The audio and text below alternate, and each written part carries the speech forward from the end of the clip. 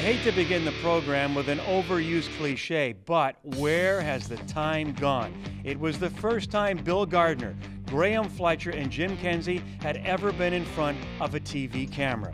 Well, they quickly got the hang of it and became household names across the country.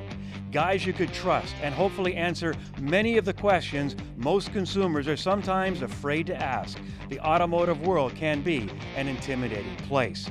So as we head into our 25th season, lots to celebrate as we present our 1-hour Car of the Year special and select the best in class for 2013.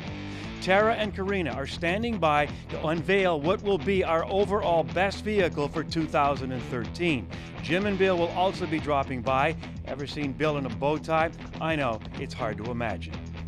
Joining me now, a fellow who always looks spiffy, and of course that's Mr. Graham Fletcher, our man behind the wheel each week on Test Drive. And Graham, wasn't long ago we were standing here and the sky was literally falling in on the automotive industry. Your thoughts on this past year? Well, the past year has been absolutely superb. We're on track to do 1.7 million units.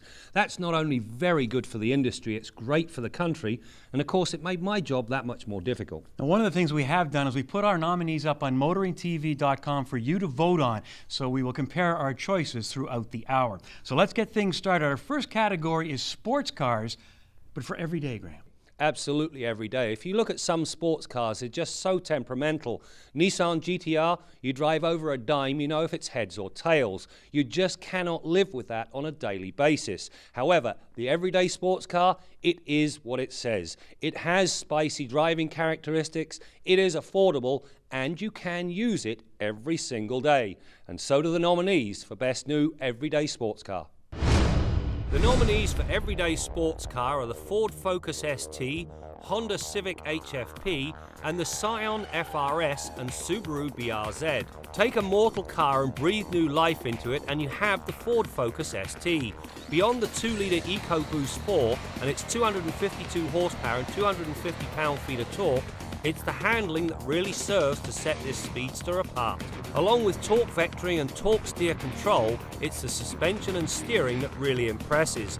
Both facets are exceptional and the reason the ST is such a wickedly good car. For years, the Honda Civic has been the tuner's car of choice. You name it and there was a highly modified part. The Honda Factory Performance Package uses the Civic Si as its starting point. It then adds a body kit, 18-inch wheels, and a revised suspension that drops the ride height by 10mm. This brings a car that really hunkers down and eats fast on-ramps. If only Honda had pushed the performance envelope just as much. The Scion FRS and Subaru BRZ are the result of a collaboration between the two companies. While Toyota looked after the styling, it was Subaru that provided the flat 4-boxer engine. The end result is a stylish looker that has just enough power to make it entertaining. The ace in all of this is the manner in which both cars handle. Light, tight and live is the best description.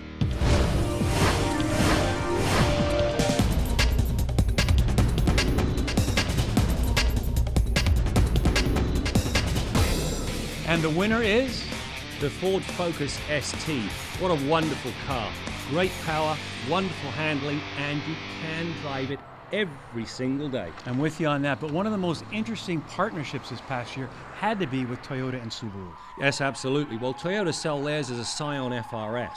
It works for them. For Subaru, it just doesn't work, at least not for me. They have made their name making all-wheel drive cars. The BRZ is rear drive, cannot be made all-wheel drive, and so to me, Subaru sold their soul. But it's a fine car, as is the FRS. Okay, we've just got started. We'll be back with more as we continue with our 1-hour Car of the Year special. It's hard and very cold to the look. The other thing is the gear lever. This thing has got more play when it's in gear than most manual transmissions have when they're neutral. The neutral